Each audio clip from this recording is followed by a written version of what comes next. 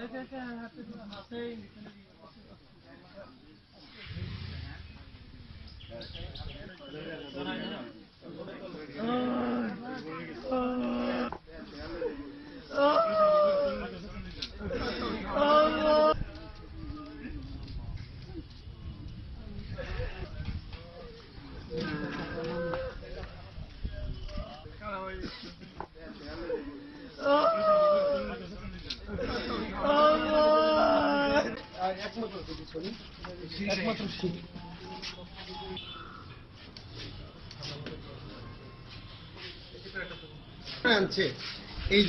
জায়গাটাতে জি জি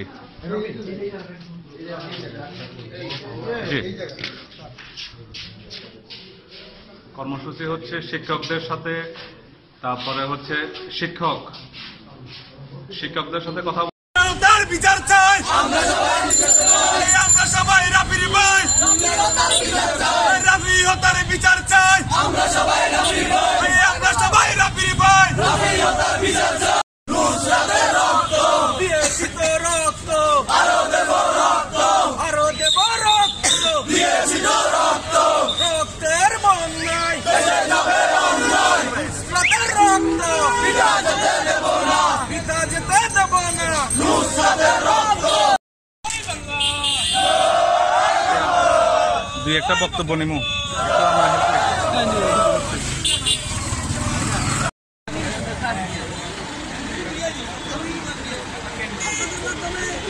এখানে শেষ হতে চাই না যতক্ষণ পর্যন্ত এই হত্যাকাণ্ডের সাথে জড়িত মূল হোতারা গ্রেপ্তার না হয় ততক্ষণ পর্যন্ত আমরা সোনাগাজী এই তাৎক্ষণিক অবস্থান থাকবে। সবাইকে ধন্যবাদ।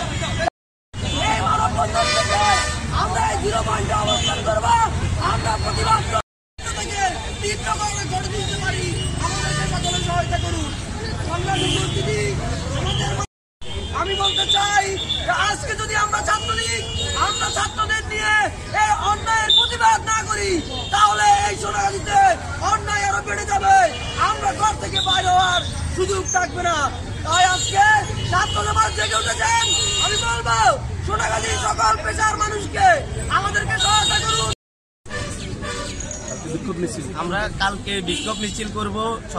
সব ইউনিট সোনাগাজী উপজেলা ছাত্রলীগের সব ইউনিট ঐক্যবদ্ধ হয়ে সব ইউনিটে একযোগে বিক্ষোভ মিছিল করব সকাল 11টায়। আমরা সরকারকে আহ্বান জানাবো দ্রুত বিচার ট্রাইব্যুনাল গঠন করে খুনিদের দ্রুত ফাঁসি কার্যকর করার জন্য আহ্বান জানাচ্ছি বাংলাদেশ ছাত্রলীগ সোনাগাজী উপজেলা শাখার পক্ষ থেকে। নিয়ে গেছে প্রতিবাদের ভাষা, রক্ত দিয়ে করলে প্রতিবাদ সত্যই থাকে। তাই আমরা চাই অন্ততপক্ষে মাদ্রাসাটা যাতে আগামীতে নুসরাতের নামে নুসরাত জাহান সিনিয়র ফাজিল মাদ্রাসা হিসেবে স্থাপন করা। এই পর্যন্ত তো সাক্ষীতে কেউ বলেনি, কেউ দেখেছে। তবে আমাদের তদন্ত এখনো প্রক্রিয়াধীন। আমরা আরো তদন্ত করব। আমরা বিশ্বাস করি যে 4 জন মানুষ একটি নিয়ন্ত্রিত এলাকায় প্রবেশ করে বেরিয়ে যাবে, একটা দুর্ঘটনা ঘটিয়ে কেউ দেখবে না, কেউ জানবে না, এটা সম্ভব নয়।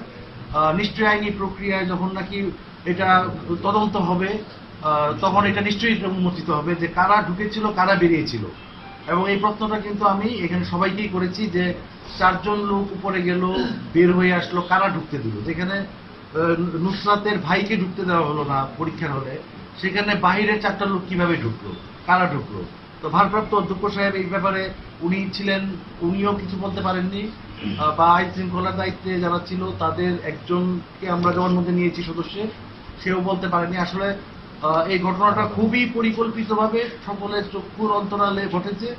এবং যেহেতু একটা শিক্ষা প্রতিষ্ঠান, প্রথমে ক্লাস চলছিল, ক্লাস শেষ হওয়ার পর আবার পরীক্ষা হয়েছে, ওই পরীক্ষার সময় 144টা ছিল। তো এই পিরিয়ডে কেউ পূর্ব পরিকল্পিতভাবে আমাদের ধারণা যে পূর্ব পরিকল্পিতভাবে তাকে হত্যার উদ্দেশ্যে উৎপেতে ছিল ছাদের মধ্যে। এটা